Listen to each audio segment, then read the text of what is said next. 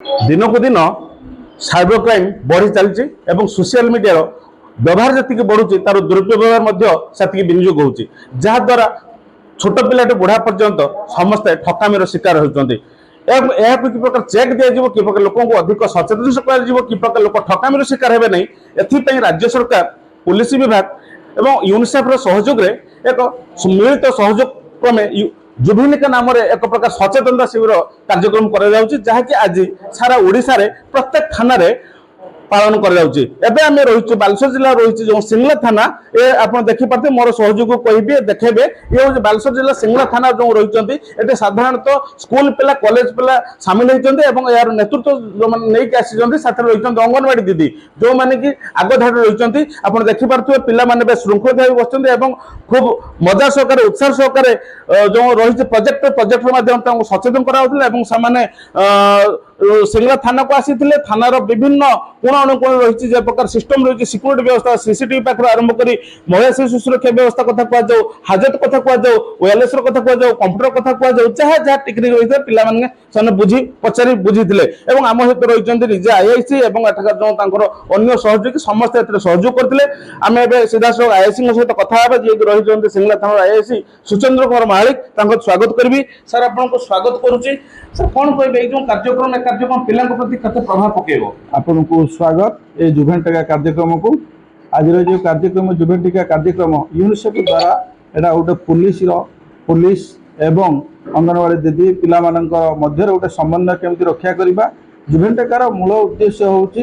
जेमिति साधारण लोक पुलिस मध्य गोटे संपर्क सेतु रखा गोटे विश्वास सेतु जो थी कि फायदा ने आमर पिला माने किशोर किशोरी माने जो माने कि आजिका दुनिया रे डिजिटल दुनिया रे समाने साइबर ठकाईर शिकार होचंती एवं एतद व्यतीत सेमानकर केमिति भाबरे अधिकार सुरक्षा और आईन परामर्श नेबे ता ऊपर ये प्रोग्रामटा जुभेटिकार यार मूल उद्देश्य तेणुक मोर पिला मानकु आज ये जो प्रोग्राम माध्यम कही आगामी दिन में केमिति आपण माने साइबर ठकई हुंतु किंबा आपणकर किए छवि नहीं इंटरनेट रे भाइराल करतु बा ऑनलाइन गेमिंग रे आपणकर टंका जाऊ आपण माने केमिति आईन सहायता नेबे सेति मो पिला मानकु आज डाकी एवं किशोर किशोरी मानकु समस्त प्रकार आम तथ्य देइचु आगामी दिन या फलप्रद हो बहुत आशा करा गोटे कथा मु आपनको पचारिबी पिला मानक तरफरु कि प्रकार बढ़ी चलछि दिनकु दिन माने एमिति पिला मानकर किछि अछि पिला माने कोन करछन्ती जहार साइबर माने डिजिटल जोटा कि प्रकृत से जानि नांती केमिति अज्ञान वशत से भूल व्यवहार करूछन्ती किंबा से ऑनलाइन माध्यम रे कोन कोन कहा को गोटे विश्वास कर जाउछन्ती तार प्रकृत परिचय जानि नांती ताको ऑनलाइन फ्रेंड बोली कहि कि जेमिति ता विश्वास करी केमिति ठकामीर शिकार होउछन्ती एई सब जे ठकामीर केमिति शिकार होउछन्ती ताठु केमिति दूर रहबे एटा थिला हमर जुभेन टीका माध्यम रे गोटे प्रयास निश्चित भाव स्वागत योग्य पदक्षेप सरकार एवं ओडिशा पुलिस मु गोटे कथा कहबी निश्चित पिला उणा अधिक निश्चित शिखी थे गोटे सुंदर कथा सार कहले जहाँकि अनेक समय पुलिस को साधारणतः लोके भय करते किंतु पुलिस कहार शत्रु नुह पुलिस लोक सुरक्षा लोक बंधु प्रकृत कई बंधुता सी होची पुलिस लोक कि सुरक्षा दियो केमी ठकामी से बचे मूल उद्देश्य रही शिखिले तो तुम यदि आसी कौन सब शिखिल आम ये थाना को प्रथम थर आसी आम जानवा चाहे पारे जे साइबर ठकेरु केमिति वंचित हो पारिबा आमर जो भ्रांत धारणा थिला जे पुलिस स्टेशन को गले आमे सेठी केमिति कोन जानि पारिबा ताहा हमर दूर हैला एवं पुलिस को प्रति जो भय थिला ताहा भी हमर दूर हैला साइबर क्राइम रु केमिति आमे दूरेई रहिबा ताहा मध्ये हमकु जणा पडिला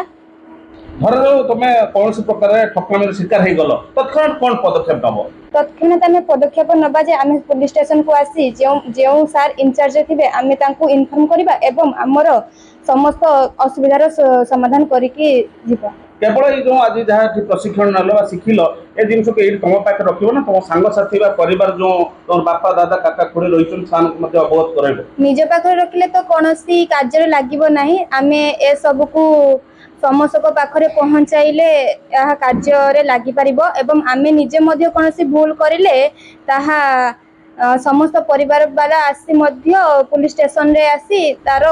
समाधान करि परिबे निश्चित भाव आमे जे प्रकार आमे गोटे कथा कहबा आमे ग्राउंड जीरो रहिछि सार मध्य जो उद्देश्य रे बुझौथिले খুব সুন্দর বুঝাইଥିଲେ এবং সরকারଙ୍କ উদ্দেশ্ୟ ନିଶ୍ଚିତ ଭାବେ କିଛି ମାତ୍ର ନିଶ୍ଚିତ ସଫଳ ହେଇଛି କାରଣ ଆମେ ଯାହା ରହିଲୁ ପିଲା ଯେ ଉତ୍ତର ଦେଉଛନ୍ତି ଆପଣ ନିଶ୍ଚିତ ଜାଣିପାରୁଥିବେ ନିଶ୍ଚିତ ଏକ ସଚେତନ ହେଇଛନ୍ତି ଏବଂ ସୁବାର୍ତ୍ତା ମଧ୍ୟ ସମାଜକୁ ଯାଇଛି ଆମ ଭିତରେ ରହିଛନ୍ତି ଜଣେ ଅଙ୍ଗନବାଡି କର୍ମୀ ତାଙ୍କୁ ମଧ୍ୟ ପଚାରିବା ଯଦି ଆପଣଙ୍କ ନାମ ପରିଚୟ ଦେବେ ରଞ୍ଜୁଲତା ସାହୁ ପଥଦୁର୍ଗା 2 ଅଙ୍ଗନବାଡି କର୍ମୀ ଅଟେ। ଆପଣ ଯେଉଁ ଆଜି ବସିଲେ ଯେଉଁ ଆଜି ଯେଉଁ କାର୍ଯ୍ୟକ୍ରମ ହେଇଥିଲା ବିଭିନ୍ନ କାର୍ଯ୍ୟକ୍ରମ କେତେ ଆପଣ ସଚେତନ ହେଲେ ଏବଂ ଏହାର ବାର୍ତ୍ତା ଗାଁ ଗହଳିରେ ଆପଣଙ୍କର ଯେଉଁମାନେ ଗାଁରେ ରହିଛନ୍ତି ତାଙ୍କୁ କ'ଣ ବାର୍ତ୍ତା ଦେବେ? ଆଜି ଆମେ ସମସ୍ତ କିଶୋରମାନଙ୍କୁ ନେଇକି ଏଠି ଏକାଠି ହେଇଥିଲୁ। ସିଙ୍ଗଲା ଥାନାରେ ଉପସ୍ଥିତ ହେଇଥିଲୁ। କିଶୋରୀମାନେ ମଧ୍ୟ ସମସ୍ତ ପ୍ରକାର କ୍ରାଇମର କିପରି ପଡ଼ିଲେ ତାର ସମାଧାନ ପାଇଁ ସହାୟକ ନେଇପାରିବେ ସେ ବିଷୟରେ ସାର୍ ଆଜ୍ଞା ନିଶ୍ଚିତ ଭାବେ ନିଶ୍ଚିତ ସମସ୍ତେ କୋଉଠି ନା କୋଉଠି ଉପକୃତ ରହିଛନ୍ତି ଖାସ କରି ଯେଉଁ ଆଇଆଇସି ସାର୍ କହୁଥିଲେ ଇଏ ଗୋଟେ ମଧ୍ୟ ଏକ ମାଧ୍ୟମ ସମାଜ ଏବଂ ପୁଲିସ ମଧ୍ୟରେ ରହିଥିବା ଯେଉଁ ସୁସମ୍ପର୍କ ଗଢ଼ିବ ଏବଂ ସାଇବର କ୍ରାଇମ ହେବ ନାହିଁ ଯଦି ବି କେତେବେଳେ କେହି ଠକାମିର ଶିକାର ହୁଅନ୍ତି ତତ୍କ୍ଷଣାତ୍ ସେଥିରୁ ସେମାନେ ସଚେତନ ହେଇପାରିବେ ଥାନାକୁ ଆସି ତାର ମଧ୍ୟ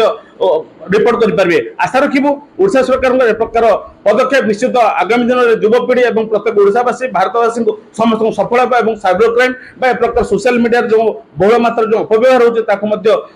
ରୋକାଯାଇପାରିବ। ବାଲେଶ୍ୱର ଜିଲ୍ଲା ବସ୍ତାରୁ ଅଜିତ ସାହୁ ରିପୋର୍ଟର୍ସ ଟୁଡେ।